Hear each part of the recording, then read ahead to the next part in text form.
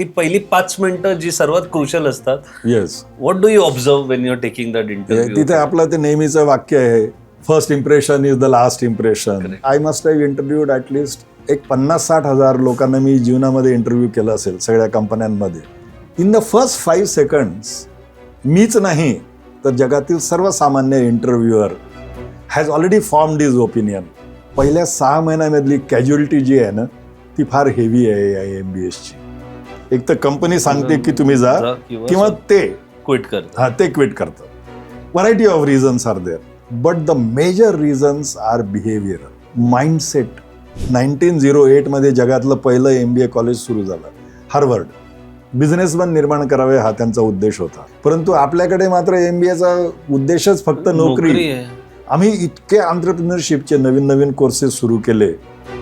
Nobody wants to go in there. Harvard university म्हणजे it has become a testament ही. अरे Harvard काय missing आहे आपल्याकडे की अशा इन्स्टिट्यूट का नाही घडत आहेत? मनी मनी मनी इट हॅज बिकम. आणि एज्युकेशन त्याच्यातून गायब झालेलं आहे. आणि मध्ये आता मोदीजींनी वगैरे प्रयत्न केला न्यू एज्युकेशन पॉलिसी वगैरे आणण्याचा किंवा इंडियन नॉलेज सिस्टम इंट्रोड्यूस करण्याचा. दीज आर गुड एफर्ट्स, पण again they are not being taken seriously by everyone. Life इन्शुरन्सचा किंवा जीवन विम्याचा उगम हा महाभारतात झालेला आहे. You are not going to buy life insurance because you are going to die. You are buying life insurance because somebody else is going to live after you. कधीही तुमच्या नातेवाईकांमध्ये मित्रांमध्ये जर एखाद्याचा मृत्यू झाला, सगळे लोक येऊन सांत्वन करतात, चेक घेऊन. फक्त एक व्यक्ती येते and that is that life insurance agent. मी जेव्हा ब्रांच मॅनेजर होतो तेव्हा डेथ क्लेम झाला एक. सो मी माझ्या सेल्स मॅनेजरला घेऊन आम्ही त्या छोटीशी असं घर होतं, झोपडी टाईप असतं ना गोव्यामध्ये, तसं असं त्यांच्याकडे गेलो. तिथे ती विधवा बाई, 40 वर्षाची विधवा बाई आणि तिची 3 की 4 मुलं होती. मुलं मुली अगदी अशा बसलेले होते आपली उदास होऊन. आणि मी त्यांना त्यावेळी 1 लाखाचा चेक दिला होता त्यांना. त्या बाईने ज्या तऱ्हेने माझ्या तोंडाला धरलं आणि तिने सांगितलं, तूच नाही तुझ्या जीवनातली 7 पिढ्या, येणाऱ्या 7 पिढ्या यांना इतकं पुण्य मिळेल, इतके माझे आशीर्वाद असतील की तू काही विचारूच नको असं. That was the most touching incident of my life. मला जीवनामध्ये लाईफ इन्शुरन्सची गरज आहे कारण I can go any moment. परंतु मी जाणार नाही असं मला वाटतं ना, त्यामुळे I don't want it. And therefore life insurance is always sold and it is never ever bought. काही मुलं मला विचारतात, sir what is the best way to deal with office politics. माझा पण हाच प्रश्न होता. त्याचं एकच वाक्यात, एक वाक्य सुद्धा नाही, एका शब्दात उत्तर आहे त्याचं. पहिल्या 5 वर्षात काय अशा गोष्टी आहेत ज्याची काळजी एक फ्रेश MBA जो नोकरीला जातो त्यांनी घेतली पाहिजे? लॉंग टर्म सक्सेससाठी महत्वाचं काय, टेक्निकल स्किल्स की सॉफ्ट स्किल्स?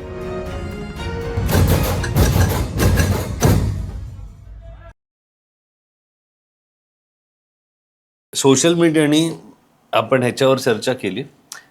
ग्रॅज्युएट जी मुलं होतात, मला ह्याच्यावर यायचं की पहिल्या 5 वर्षात काय अशा गोष्टी आहेत ज्याची काळजी एक फ्रेश MBA जो नोकरीला जातो त्यांनी घेतली पाहिजे? काही चुका, काही परसेप्शन असतात त्यांच्या डोक्यामध्ये. Very nice question again. अतिशय सुंदर प्रश्न आहे. किंवा मी आमच्या लाईफ मॅनेजमेंटमध्ये हा एक मॉड्यूल आहे.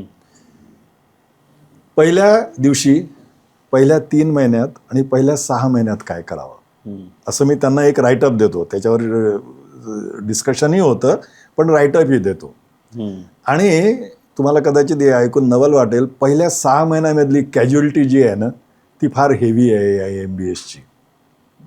कॅज्युअलिटी म्हणजे एक तर कंपनी सांगते की तुम्ही जा किंवा ते क्विट करतात. ते क्विट करतात.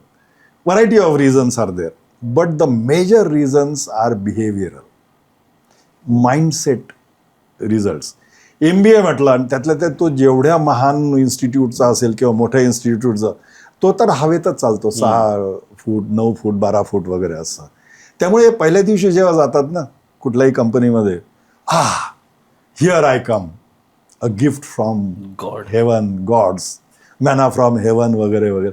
आणि हे ठीक नाही, ते ठीक नाही, हा पडदा ठीक नाही आहे, हे तुमची सुद्धा पद्धत अतिशय चुकीची आहे, वर्षानुवर्ष तुम्ही हे चुकीचं करता.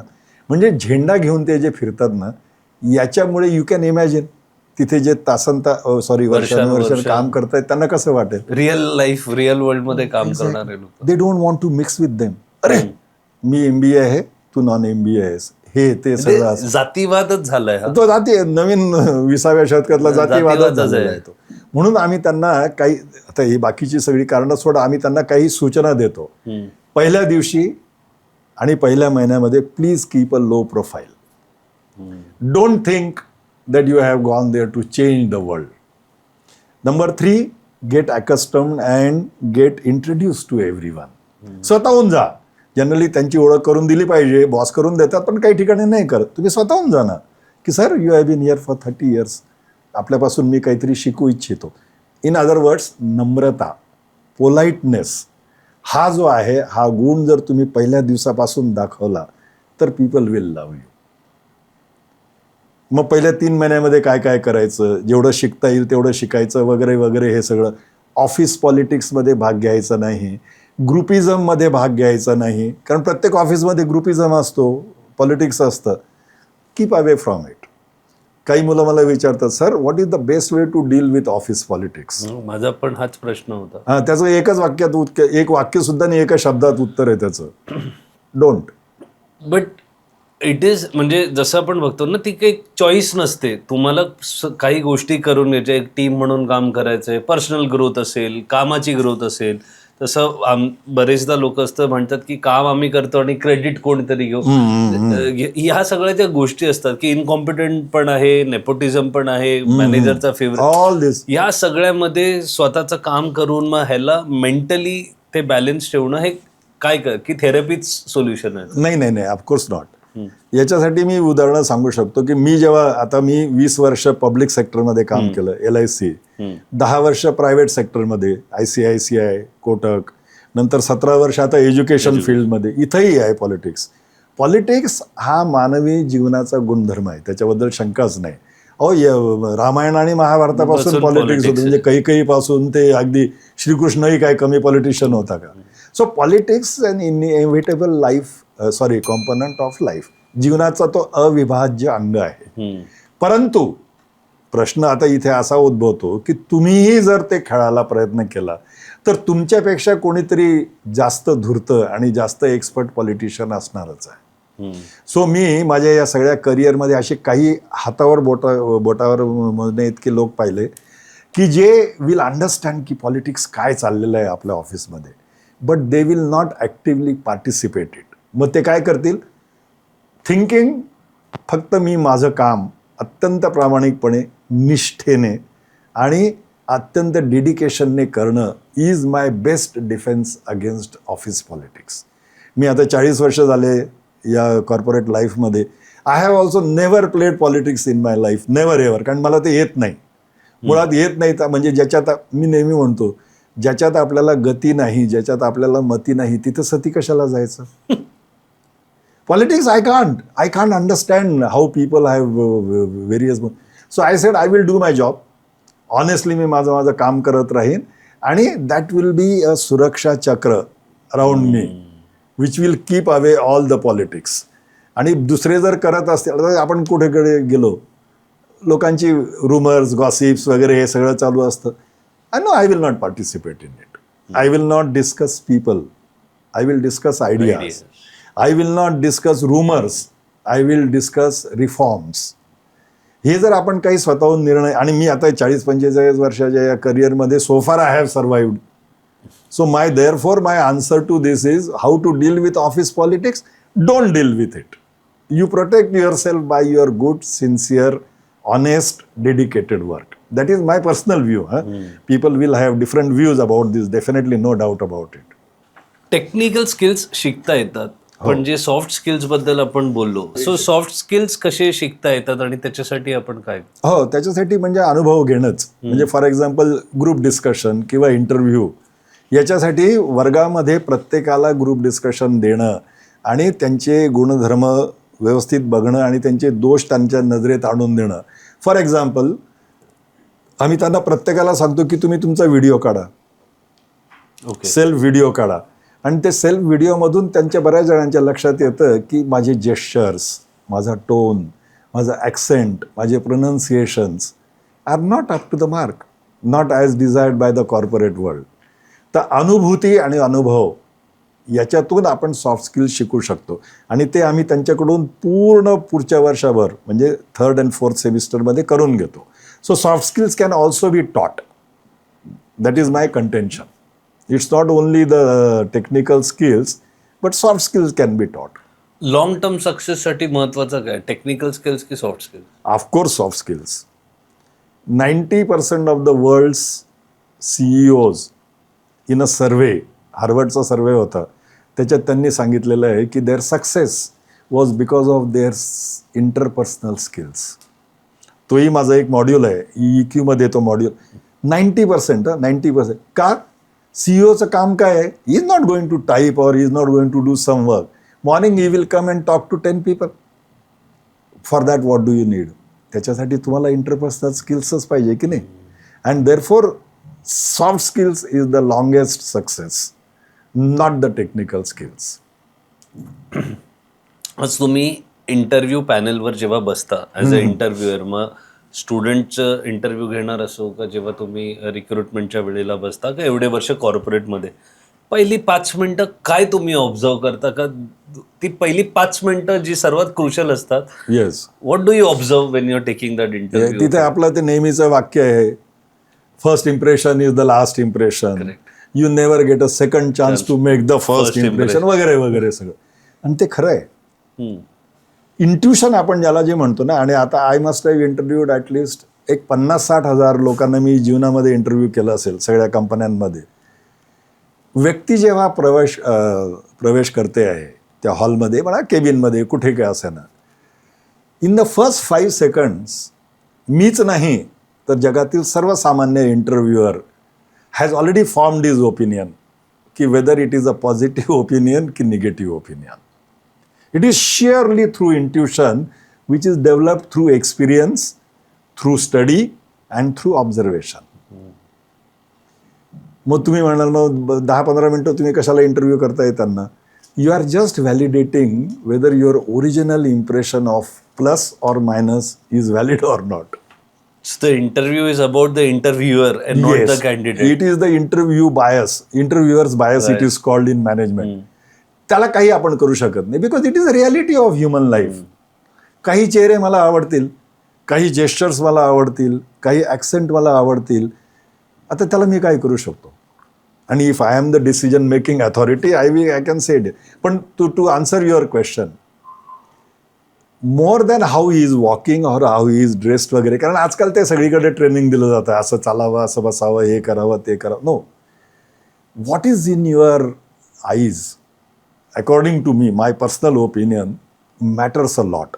कारण दे से ना की eyes can never lie, a mouth can lie and it does, eyes can never lie. आणि त्याहू पलीकडे जाऊन थोडंसं स्पिरिच्युअल जर व्हायचं असेल तर I try to sense that person's vibes.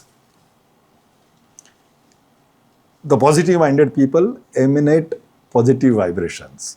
Negative, skeptical लोक, they emanate a little negative vibrations. असा माझा वैयक्तिक अनुभव आहे. त्यामुळे this is what I try to see basically. आणि हे जर दोन्ही व्यवस्थित असल्या तर then I try to find out the suitability of that person. Okay, मला एक हा प्रश्न मला माहिती आहे किती रेलेव्हंट आहे, पण आपण आता आपल्या पण कॉन्व्हर्सेशनमध्ये म्हणता हार्वर्ड युनिव्हर्सिटी म्हणजे it has become a testament की अरे हार्वर्ड कोण एकेकाळी आपल्याकडे तक्षशिला आणि नालंदा होत्या. आज भारतात कधी तो दिवस येईल की 1-2 IIT वर सोडले की कोणी बोलू शकेल की ह्या इन्स्टिट्यूट, ह्या आपल्या इन्स्टिट्यूट आहेत ज्या ग्लोबल लेवलवर आज, कारण 75 वर्ष झाली म्हणजे आता आपलं असं नाही की नवीनच आहेत. अच्छा, आपल्याकडे नॉलेज, भारत हे सगळं आपल्याकडे आहेच लेगसीपासून, कारण तुम्ही एक इन्स्टिट्यूट रन करताय, कारण तुम्ही 15 वर्ष, मोर दॅन डेकेड तुम्ही काम करता. काय मिसिंग आहे आपल्याकडे की अशा इन्स्टिट्यूट का नाही घडत आहेत? का आपले इकडचा शिकलेला मुलगा पहिला भारताच्या बाहेर जॉब बघतो आणि नाही मिळाला तर मग तो मेंटल ॲडजस्टमेंट करून की ठीक आहे आता करतो. करेक्ट. कुठे आपण कमी पडतोय as a society and institute? Yes, as a again याचे 2 भाग आहेत मला वाटतं उत्तराचे. Education has been commercialised and politicised. म्हणजे शिक्षणाचं आज व्यावसायीकरण आणि राजकारण झालेलं आहे असं माझं स्वतःचं मत आहे. पैसा हा महत्त्वाचा झालेला आहे. हा विद्यार्थी माझ्याकडे किती फी आणेल हा माझा पहिला कन्सिडरेशन झालेला आहे बऱ्याचशा इन्स्टिट्यूट्समध्ये, बऱ्याचशा, आणि शाळांमध्ये देखील, गव्हर्नमेंटमध्ये देखील, प्रायव्हेट सेक्टरमध्ये देखील, टॉप कॉलेजेसमध्ये देखील. मनी मनी मनी इट हॅज बिकम, आणि एज्युकेशन त्याच्यातून गायब झालेलं आहे. आणि दुसरं म्हणजे राजकारण. राजकारण तर सगळीकडेच आहे जीवनामध्ये, पण तेही याच्यामध्ये आलेलं आहे. त्यामुळे आणि मध्ये आता मोदीजींनी वगैरे प्रयत्न केला न्यू एज्युकेशन पॉलिसी वगैरे आणण्याचा किंवा इंडियन नॉलेज सिस्टम इंट्रोड्यूस करण्याचा. दीज आर गुड एफर्ट्स, पण again they are not being taken seriously by everyone. Everyone as in the institute, The institutes, the colleges, and even the students also. Indian knowledge system कशासाठी पाहिजे आम्हाला? अरे बाबा, त्याच्याने मला नोकरी मिळणार आहे का? जो विद्यार्थी येतोय MBA करण्यासाठी त्याच्या मनात फक्त एक प्रश्न आहे, आय वॉन्ट अ जॉब. आणि हे जे मी आता ऐकतोय आहे किंवा जे मी अभ्यास करतोय त्याच्याने मला जॉब मिळेल का? जसं मी म्हणालो 1908 मध्ये जगातलं पहिलं MBA कॉलेज सुरू झालं, हार्वर्ड. त्यांचा पर्पज हा नव्हता की नोकरी करणाऱ्यांची उत्पत्ती करावी म्हणून. They wanted to create entrepreneurs, businessman निर्माण करावे हा त्यांचा उद्देश होता. परंतु आपल्याकडे मात्र MBAचा उद्देशच फक्त नोकरी मिळणे हा तोही विचार करतोय, संस्थाही विचार करते, पालकही विचार करतायत. आम्ही इतके एंटरप्रेन्युअरशिपचे नवीन नवीन कोर्सेस सुरू केले, nobody wants to go in there. अर्थात त्यालाही समाजाची परिस्थिती कारणीभूत आहे. आता आपण म्हणतोय स्टार्टअप्स आहेत, पण तुम्हाला माहिती आहे 85% of the startups are failures. Why? Because there are economic reasons, social reasons, political reasons, financial reasons, internal reasons, external reason. म्हणजे करू इच्छिणाऱ्यांना सुद्धा हा शक्य नाही आहे होते. तुम्हाला कल्पना आहे की नाही माहीत नाही, तुम्हाला जर एखादी बिल्डिंग बांधायची असेल मुंबईमध्ये तर how many licences do you need?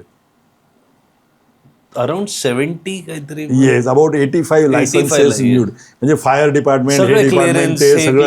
Exactly. How do I become a builder? How do I become a entrepreneur? आणि प्रत्येक ठिकाणी मला ते काहीतरी वगैरे वगैरे वगैरे. मग अशा परिस्थितीमध्ये काय करावं? आता मला परवाच आमचा एक विद्यार्थी आहे, तो जर्मनीहून फोन करत होता, 10 वर्षापासून जर्मनीत काम करतोय. त्याने विचारलं की सर, मला तुम्हाला एक फार भेदक प्रश्न विचारायचा आहे. मला 10 वर्षानंतर जर्मनीची सिटिझनशिप मिळते, मी इंडियन सिटिझनशिप सोडून जर्मन सिटिझनशिप घेऊ का? म्हटलं का असं, वाय? मग त्याने हे सगळं सांगितलं पुन्हा, किती त्याला इथं त्रास झाला, नॉईजपासून, धुळीपासून, राजकारणापासून, लायसन्स याच्यापासून. म्हणजे आपलं उत्तर फक्त शिक्षणात नाही आहे. नालंदा आणि या तक्षशिला वगैरे ज्या होत्या ना, त्या फार महान इन्स्टिट्यूट्स होत्या, पण त्यावेळेचं सोशल वातावरणही तसं होतं, इकॉनॉमिक एन्व्हायरमेंटही तसं होतं. त्यामुळे आज जर आपल्याला करायचं असेल काहीतरी जगामध्ये भारताची मान वगैरे उंचवायची असेल तर फक्त education sector is not the solution. For that we will have to change a lot of other institutes also. आज आपण राजकारणात काय चाललंय ते बघतो. आमचे विद्यार्थी तेच म्हणतात, सर तुम्ही आम्हाला बिझनेस एथिक्स शिकवता. आणि आम्ही संध्याकाळी घरी जाऊन न्यूज जेव्हा बघतो तेव्हा काय बघतो आम्ही? आता पुन्हा त्या सगळ्या गोष्टींविषयी स्पष्टपणे बोलण्याची गरज नाहीये. खोक्यांपासून काय, याच्यापासून काय, त्याच्यापासून. एथिक्स नावाची गोष्ट कुठे आहे का या जगामध्ये? आहे का? हा, ती फक्त पुस्तकातच आहे. मग तुम्ही कशासाठी शिकवताय आम्हालाही? आता ह्या अशा प्रश्नांची उत्तरं फार कठीण असतात ती. हा, तर जेनजी म्हणतं की सर, हे श्रीकृष्णांनी भगवद्गीता तर फार छान सांगितली आहे हो, पण त्याच्यातला हा मंत्र फार कॉन्ट्रोवर्शियल आहे. मी म्हटलं कसा रे बाबा? कर्मण्येवाधिकार असते मा फलेषु कदाचन. त्याचा साधा सरळ अर्थ असा झाला मराठीत, कर्म करते रहो, हिंदीमध्ये कर्म करते रहो, फल की अपेक्षा मत करो. हे कसं काय सर म्हणे? म्हणजे महिनाभर आपण काम करायचं, नोकरीवर जायचं आणि मग पगाराची अपेक्षा नाही करायची का? अरे म्हटलं बाळा, असा त्याचा अर्थ नाहीये हा. त्याचा साधा सरळ अर्थ असा आहे की तुम्ही कर्म करत राहा, फळ हे तुम्हाला मिळणारच आहे, whether you want it or you don't want it. उदाहरणार्थ, दररोज सकाळी उठलात आणि 200 ग्रॅम साखर खायला सुरुवात केली, काही महिन्यानंतर किंवा वर्षानंतर काय होण्याची शक्यता आहे? डायबिटीज. डायबिटीज तुम्हाला पाहिजे होतं का ते फळ? नाही. मिळालं ना, पण ते कारण तुम्ही कर्म केलं होतं, हा त्याचा अर्थ आहे. करेक्ट. किंवा एखाद्या शनिवारी संध्याकाळी पार्टी बिर्टी झाल्यावर जरा थोडेसे जास्त झाले आणि रस्त्यावर जे होणार आहे ते होणारच आहे. तुम्हाला पाहिजे होतं का ते फळ? नको होतं, पण तुम्ही काहीतरी कर्म केलं आहे 3-4 पेगचं. त्यामुळे तेव्हा त्यांना ते जाणवतं की ओ हो, this is the meaning of Shrikrishna's famous mantra. खूप मिसइंटरप्रिटेट केलंय जेनझीनी या Exact. सगळ्या गोष्टीला. का कुठेतरी ऍज अ जनरेशन आपण नाही त्यांना ते समजवू शकलोय. हो हो. तुम्ही नाही, मी आम्ही बोलतोय कारण आम्ही त्या जनरेशनचे आहोत. आणि तुम्ही ज्या जनरेशनच्या, ज्याला आम्ही गोल्डन जनरेशन म्हणतो, ज्यांनी हा देश घडवला, त्यानंतर ती आमची जनरेशन ज्यांनी त्याची मजा घेतली. बरं झालं म्हणजे शिक्षण आणि तुमचा हा जो एक प्रवास होता ह्याबद्दल खूप छान. पण आता थोडा प्रवास, जेव्हा तुम्ही शिक्षण नाही पण जेव्हा तुम्ही कॉर्पोरेटमध्ये काम केलं आणि ते पण इन्शुरन्स, जे आज म्हणतात जगात सर्वात कठीण गोष्ट विकणं इन्शुरन्स आहे, हार्डेस्ट थिंग. आणि जर तुम्ही कुठल्या कंपनीमध्ये सेल्स जॉबसाठी गेला आणि तुम्ही म्हणालात की याच्या आधी मी 1 वर्ष का 6 महिने इन्शुरन्स विकले, तर तुम्हाला नो क्वेश्चन आज हायर करतात. अगदी. सो सर्वात कठीण तुम्ही सुरू केलं होतं इन्शुरन्स साधारण एक 30-35 वर्षापूर्वी, जर टेंटेटिव्ह टाइमलाईन, ते तेव्हा इन्शुरन्स वेगळं, मार्केट, देशही जस्ट इकॉनॉमिक रिफॉर्म्स आणि ते सगळं चालू होतं. कसा झाला तो प्रवास आणि थोडं आधीची तुमची जर्नी, की कसं तुम्ही ह्या डिरेक्शनमध्ये आला, तुमचं शिक्षण वगैरे, जरा आम्हाला त्याच्यावर. हो हो. की मी नेहमी म्हणतो की लाईफ इज अन ॲक्सिडेंट. जीवन हा अपघात आहे आणि बऱ्याचशा गोष्टी या अपघाताने होतात रादर दॅन बाय डिझाईन. मी कुठेतरी वाचलं होतं की 90% लोक आज असा व्यवसाय करतायत किंवा अशा नोकरीत आहेत जे त्यांना कधी करायचंच नव्हतं जीवनात.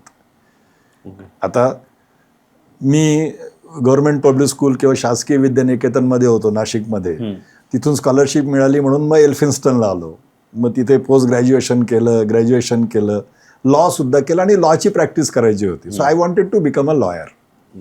But then god has his own designs and government law college, government law college, हां, तिथून लॉ केलं ते. तर त्यावेळी लग्नही झालेलं होतं. शी इज ऑल्सो अ लॉयर. म्हटलं आपण दोघांनी एकाच वेळी लॉची प्रॅक्टिस सुरू केली तर ते काही आपल्याला पोट भरण्यासाठी पुरेसं ठरणार नाही. म्हणून आम्ही असं ठरवलं की तू लॉची प्रॅक्टिस कर आणि मी काहीतरी जॉब घेतो. 1 or 2 years will save something आणि मग then I will join you. So I appeared for all the competitive exams, SBI, RBI, LIC, GIC वगैरे वगैरे सगळीकडे सिलेक्शन झालं. तर मग आता काय करायचं? तर त्याच्यात LICचा पगार हा सगळ्यात जास्त होता. 1981ची मी गोष्ट सांगतोय. 1604 रुपीज, 1604 रुपये. तुम्ही सगळ्या कॉम्पिटेटिव्ह एक्झाम दिल्या, पास झाल्या, सगळीकडे पास झाला आणि त्याच्यात LICचा सर्वात जास्त पगार होता. कारण आमचा पर्पज काय होता की टू सेव्ह मनी. करेक्ट. म्हणून मी LIC जॉईन केलं.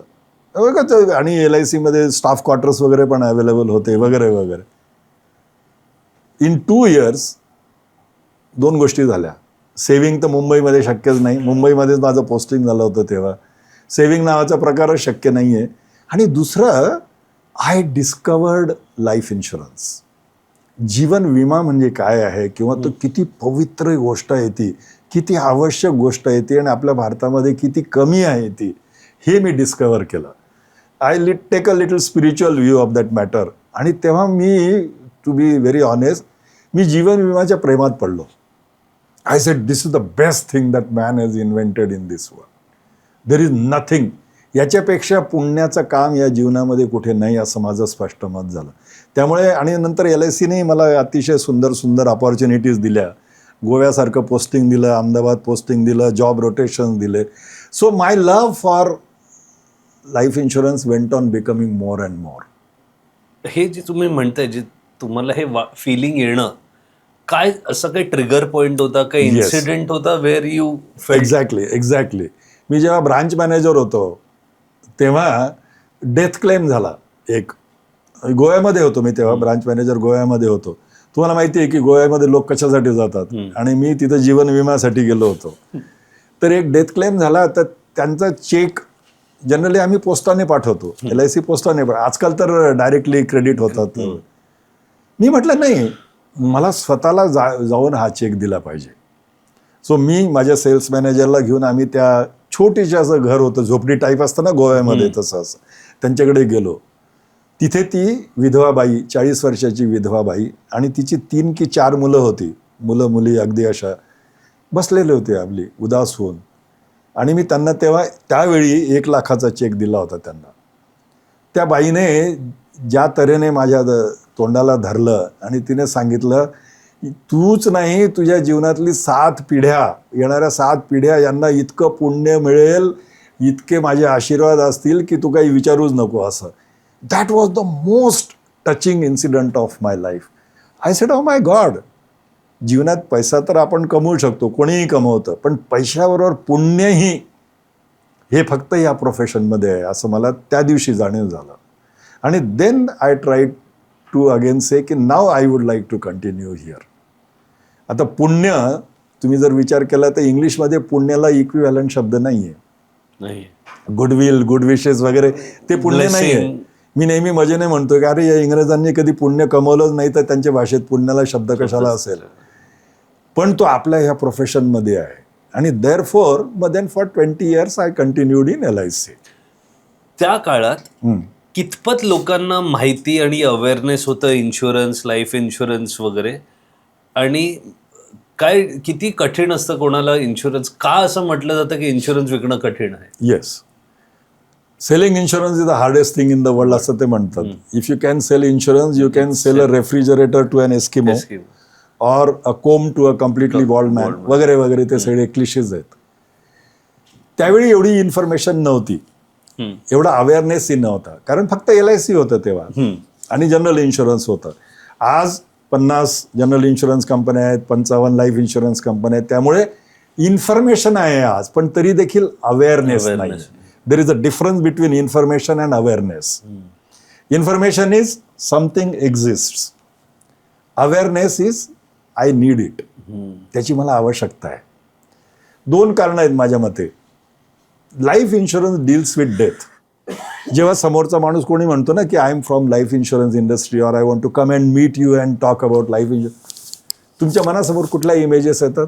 डेथ, डिसॅबिलिटी, ॲक्सिडेंट, एक निगेटिव्ह. आपल्या संस्कृतीमध्ये death is a negative concept. So therefore it has a negative image. Second thing, तुमच्या मनामध्ये जेव्हा लाईफ इन्शुरन्स हा शब्द ऐकला जातो, जनरली कुणीतरी लाईफ इन्शुरन्सचा एक अनप्रोफेशनल एजंट तुम्हाला अप्रोच झाला असेल, त्याने एक तर तुम्हाला फसवलं तरी असेल, चुकीची पॉलिसी विकली असेल, किंवा तुमच्या मागे तो लागला असेल आणि तुम्ही नाही घेतलं त्याच्याकडून काहीतरी. सो सेल्समनची image negative, as a concept negative. आणि थर्ड निगेटिव्ह म्हणजे मी तो म्हणणारच नाही आहे, मी अमर सिंग आहे. कोणालाही असं वाटत नाही कधी. आजपर्यंत कोणीही फॅमिली अशी सकाळी उठली नाही आणि ब्रेकफास्ट टेबलवर बसून म्हणाली चला let's talk about death today. काय काका तुम्ही गेलात तर कसं होईल? का हो आई तुम्ही गेलात तर कसं होईल? No, nobody even likes to talk or even think about death. या 3 कारणांमुळे that is the hardest thing to sell in the world. Life insurance is the hardest thing. आणि I am sorry to say की majority of the sales people including public sector आणि private sector are unprofessional. ते जाऊन कस्टमरला सांगतात अरे ही अशी अशी एक न्यू पॉलिसी आलेली आहे, घेऊन टाक. अरे काय घेऊन टाक म्हणजे तुमची पॉलिसी नवी आली तर म्हणून मला काय घेणं आहे त्याच्याशी? Actually it should be need creation. Life जीवन विम्याची आपल्याला का आवश्यकता आहे जीवनाची, जसं मी नेहमी म्हणतो, आणि that is the training I gave all over India through out this world. Just थोडक्यात सांगतो, नो अँड फील. आपल्या सगळ्यांना माहीत आहे की आपण एक दिवस जाणार आहोत, परंतु असं एकालाही वाटत नाही की मी आज जाऊ शकतो. Know and feel, there is a difference between knowing and feeling. म्हणून नीड आणि वॉन्ट. मला जीवनामध्ये लाईफ इन्शुरन्सची गरज आहे, कारण I can go any moment, परंतु मी जाणार नाही असं मला वाटतं ना, त्यामुळे I don't want it. And therefore life insurance is always sold and it is never ever bought. So this 6 words are the foundation pillars of life insurance industry. आणि याला कसं ओव्हरकम करायचं हे मी सगळ्या भारतभर, आणि भारतभरच नाही तर Fiji islands, England, Singapore, New Zealand वगैरे सगळीकडे जाऊन मी हे एक्सप्लेन केलं. आणि this is the training and this is my gift to the industry असं मला नम्रपणे सांगावं असं वाटतं. How do we overcome this things? तुम्ही एकूण 50,000 इन्शुरन्स प्रोफेशनलना ट्रेनिंग दिलं गेल्या Yes. पूर्ण 40 वर्षात. 40 वर्षात, आणि हे जगभरातले. सो काय अशी एक कॉमन गोष्ट तुम्हाला चांगली वाटली सगळ्या ह्याच्या इन्शुरन्स एजंटमध्ये, आणि एक गोष्ट जी अगेन आपण म्हणतो ना Yes. की टू बी अलर्ट की अरे हे तर इन्शुरन्स एजंट नाहीये, की बघणाऱ्यांनी ओळखावं कसं की हा माझ्या फायद्याचा इन्शुरन्स आहे आणि हा नाहीये? करेक्ट. फारच सुंदर प्रश्न आहे. Again very nice question. एवढ्या हजारो यांच्यामध्ये मी एक कॉमन गोष्ट पाहिली सक्सेसफुल एजंट्समध्ये किंवा रिप्रेझेंटेटिव्हमध्ये. ते स्वतःच्या कमिशनविषयी विचार करत नाहीत, ते समोरच्या व्यक्तीच्या भल्यासाठी विचार करत आहेत.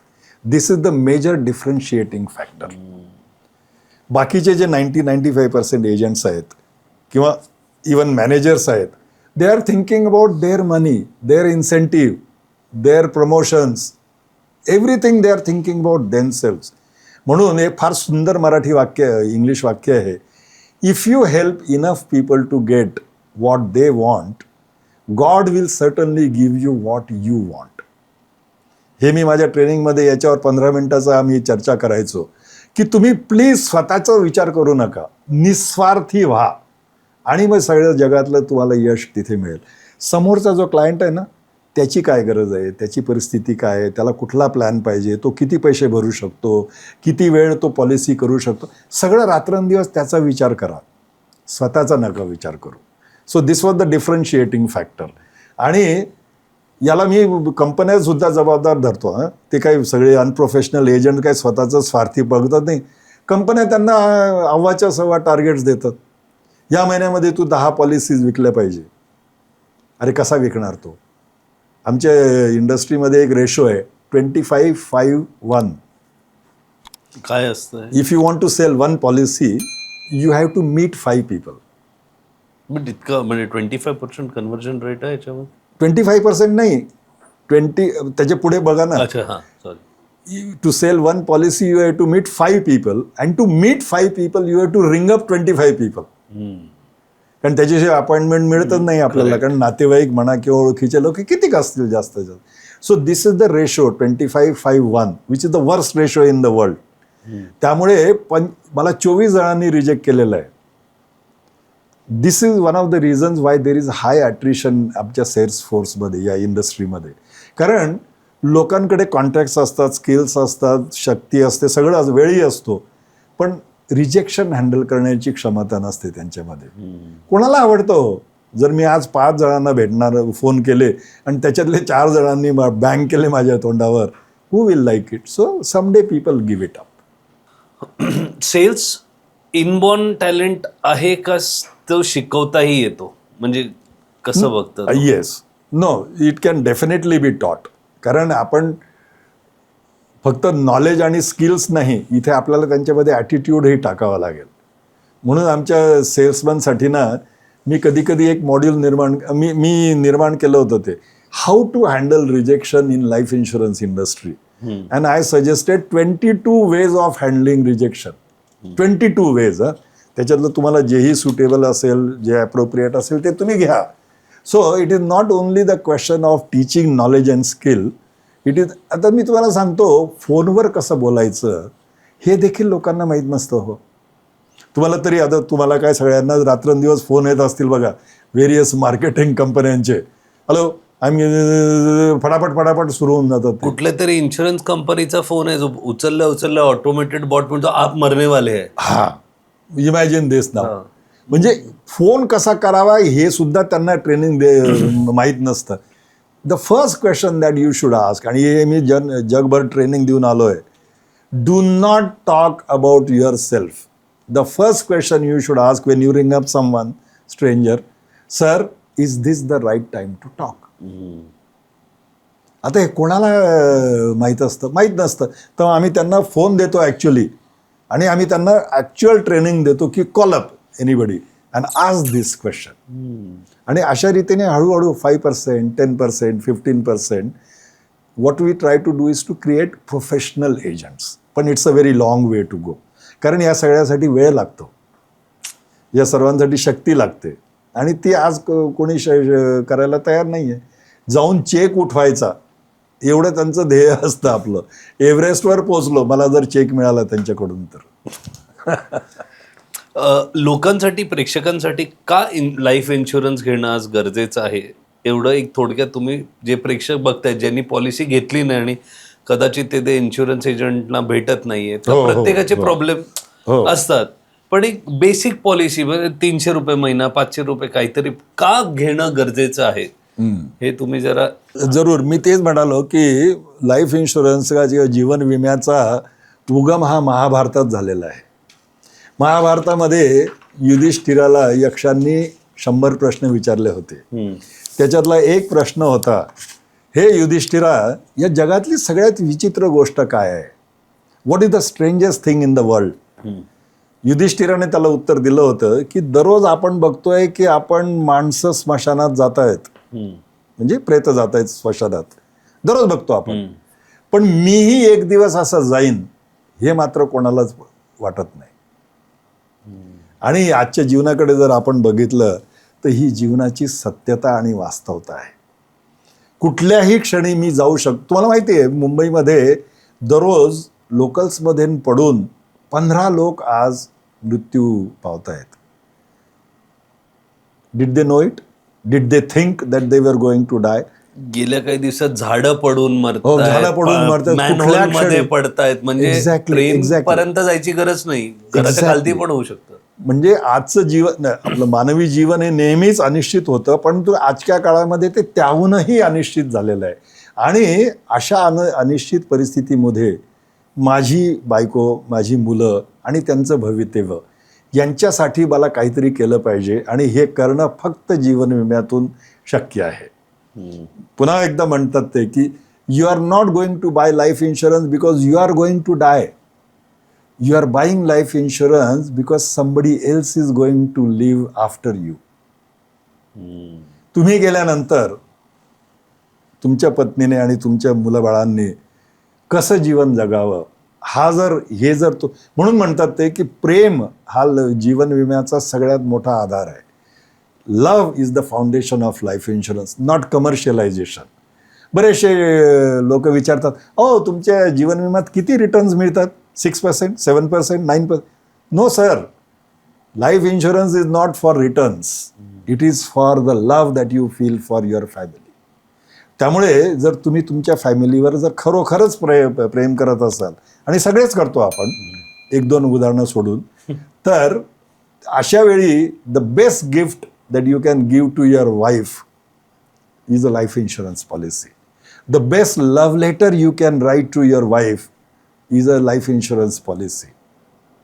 No widow has ever complained that my husband was over insured. काय रे, वेडा होता माझा नवरा, 10 कोटीचा इन्शुरन्स घेऊन ठेवला त्याने, असं कोणीही म्हणत नाही. आणि म्हणून ज्यांनी अजूनही जीवन विमा घेतला नाही आहे ना, त्यांच्यासाठी माझं एक छोटंसं सोल्युशन आहे. कधीही तुमच्या नातेवाईकांमध्ये, मित्रांमध्ये जर एखाद्याचा मृत्यू झाला, तर please go and attend that and see for yourself. सगळे लोक येऊन सांत्वन करतात, रिकामे शब्द देतात, चेक घेऊन. फक्त एक व्यक्ती येते, and that is that life insurance agent. And that time for the widow, he is God. म्हणून मी सांगायचो, आमच्या एजंटला सांगायचो, तुम्ही फोन करताना लोकांना, त्यांना वाटतं यमदूताने फोन केला, मरण्याविषयी येऊन बात करणार माझ्या. अरे, तुम्ही यमदूत नाही, तुम्ही देवदूत आहात. कारण त्यावेळी त्या विधवेला फक्त एकच व्यक्ती, देवसुद्धा जमिनीवर येणार नाही, फक्त एक व्यक्ती येईल आणि ती तू असशील. असं therefore life insurance is required. खूपच छान. आणि जसं त्यांनी समजावून सांगितलं की लाईफ इन्शुरन्स हा प्रत्येकाने घेतलंच पाहिजे, आम्ही कोणाची ॲड करत नाही, कुठला घ्यायचा, काय घ्यायचा ह्याची माहिती तुम्ही स्वतःच काढून तो घेतला पाहिजे, पण तो घेणं गरजेचं आहे, एवढंच आम्हाला या संवादमधून तुम्हाला सांगणं आहे. जरा वेळेचं बंद आता शेवटाकडे येता, जसं तुम्ही कॉर्पोरेट आणि सगळं आपण आता डिस्कस केलं, यंग जे आहे आता पिढी आहे, त्यांनी पैसा आणि ह्याचा बॅलन्स करण्यासाठी, कारण आज जसं तुम्ही बोलतात की MBA झाल्या खूप चांगल्या पैशाच्या नोकऱ्या मिळतात त्यांना, सडनली एक असं फ्रीडम येतं आणि पैसा म्हटल्यावर if you have money you have everything. कसं बॅलन्स केलं पाहिजे, काय माइंडसेट त्याच्यावर? Yes, again that's a beautiful question. तरुणपणी तर कोणालाच वाटत नाही की मी मरणार आहे म्हणून. त्यामुळे एक ट्रायंगल असतो आमच्या इन्शुरन्समध्ये आणि जगभरचे लोक हे करतायत, पण आपल्या भारतात होत नाही आहे ते. The first thing you should do when you start earning is to buy insurance. That comes at the bottom. जीवन विमा हा अत्यंत आवश्यक आहे, कारण जीवन विम्यामध्ये ह्युमन लाईफ व्हॅल्यू नावाची जी कन्सेप्ट आहे ना, समजा एखादा 20 वर्षाचा तरुण आहे, तो 40 वर्ष नोकरी करणार आहे आणि 2 लाख कमवतोय समजा दर वर्षासाठी, 80 लाख रुपये तो कमवेल. रफ उदाहरण मी तुम्हाला सांगतोय. आपले त्याला इन्क्रीमेंट मिळतील वगैरे ते सगळं सोडा. बेसिक आज जर तो घरी नाही पोचला तर त्याची फॅमिली 80 लाखाला मुकणार आहे. त्यामुळे त्याला 80 लाख रुपयेचे इन्शुरन्स असणे आवश्यक आहे. परंतु म्हणून बॉटमला आधी मी कमवायला सुरुवात केल्याबरोबर टर्म इन्शुरन्स पॉलिसी घेतली. कुठल्याही कंपनीची घ्या, त्याच्याबद्दल काही प्रश्न नाही, तो आपण स्टडी करा. टर्म आणि लाईफ इज सेम. नाही, त्याच्यातला लाईफ इन्शुरन्स मधले टर्म इन्शुरन्स हा एक पॉलिसीचा प्रकार आहे. त्याच्यामध्ये मनी बॅक आहे, एंडॉवमेंट आहे, युलिट आहे, युलिप्स आहेत, बरेच प्रकार आहेत. पण term insurance means minimum premium आणि मॅक्सिमम लाईफ कव्हर. म्हणजे एखादा जर 20-22 वर्षाचा मुलगा असेल तर दर महिन्याला 400 रुपये जर त्याने फक्त दिले तर त्याला 1 कोटी रुपयाचा विमा मिळू शकतो. 1 कोटी रुपयाचा. जस्ट एक सुंदर साधं उदाहरण सांगितलं मी तुम्हाला. त्यामुळे सर्वप्रथम life insurance at the bottom, त्याच्यानंतर म्युच्युअल फंड, कारण सिक्युरिटी असते, लॉंग टर्म सेव्हिंग असं. त्याच्यानंतर येतं तुमच्या बँक FDs वगैरे. त्याच्यानंतर येतं तुमचं गोल्ड. त्याच्यानंतर येतं तुमचं शेअर मार्केट आणि अल्टिमेटली येतं तुमचं real estate. This is the triangle of investment, जे आम्ही आमच्या सगळ्या MBA स्टुडंट्सला पहिल्या दिवसापासून सांगतो. सगळेच मानतात असं नाही, परंतु when we tell them the importance of life insurance then they realise की म्हणून आम्ही नेहमी सांगतो, don't tell people to buy life insurance, tell them to buy life insurance after knowing what it does for you and your family. Sir, तुम्ही 11 एक पुस्तकं लिहिली आहेत. हो. आणि त्याच्यातलं एक पुस्तक खूपच छान आहे, ज्याचं टायटलच आहे डोंट रीड दिस बुक. पण अशी अनेक छान छान पुस्तकं आहेत आणि त्यासाठी त्यांना पुस्तक आणि बरंच काही याच्यावर आपण वेगळं आमंत्रण देणार आहोत, कारण तो पुस्तकांविषयी होता. आजचा आपला जो विषय होता, एक MBA करणं, त्याचं महत्त्व, आजची गरज, टेक्नॉलॉजीचं काय डिस्रप्शन आहे त्याच्यात, आणि सरांनी त्यांच्या परीने जितकं ते सांगू शकले या वेळेमध्ये तेवढं त्यांनी सांगितलं आहे. तर ह्याच्यात तुमच्या फायद्याचं काय आहे काय नाही तुम्हीच ठरवा. त्या व्यतिरिक्त तुम्हाला काहीच प्रश्न उत्तरं असतील तर आम्हाला कमेंट सेक्शनमध्ये टाका, म्हणजे आम्ही सरांपर्यंत घेऊन जाऊ आणि त्याची उत्तरं तुमच्यापर्यंत पोचवू. त्या व्यतिरिक्त इन्शुरन्सबद्दल पण त्यांनी आपल्याला सांगितलं की काय सर्वात गरजेचं आहे, आणि एकंदरीत इन्शुरन्स फील्डबद्दल आपण थोडी माहिती घेतली. सर, आज तुम्ही इकडे वेळ काढून आलात, आमच्याशी संवाद साधलात, आमच्या प्रश्नांची उत्तरं दिली, त्याबद्दल खूप खूप धन्यवाद. नाही, तुम्हाला धन्यवाद. नाही, आणि असंच मराठी मूळच्या वेगवेगळ्या जर पुस्तकांनी बरंच काही कुठे ना कुठे आम्ही परत तुम्हाला बोलवूच आमच्या चॅनलवर, आणि आपण आपलं हे असोसिएशन कंटिन्यू करूच. पण आज इकडे आलात या एपिसोड आणि आपण गप्पा मारलात, त्याबद्दल खूप खूप धन्यवाद. हा एपिसोड इकडेच, काही असेल तर कमेंट सेक्शनमध्ये टाका.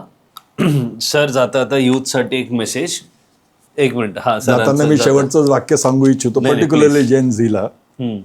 राधाकृष्णन होते आपले राष्ट्रपती, त्यांनी म्हटलं होतं, मानव आज आकाशात पक्षासारखा उडायला शिकला आहे, पाण्यात माशासारखा पोहायला शिकला आहे, परंतु जमिनीवर माणसासारखा मात्र अजून चालायला तो शिकलेला नाही. तेव्हा माझी सर्वांना अशी विनंती आहे की मानव म्हणून जगायला शिका. तांत्रिक किंवा यांत्रिक मानव बनू नका या टेक्नॉलॉजीमुळे. शैतान तर बिलकुलच बनू नका, पण एक मानव म्हणून जगा आणि या जगाला, या देशाला, या मानवजातीला अतिशय सुंदरपणे आपल्या जीवनाची आहुती द्या, अशी माझी नम्र विनंती आहे.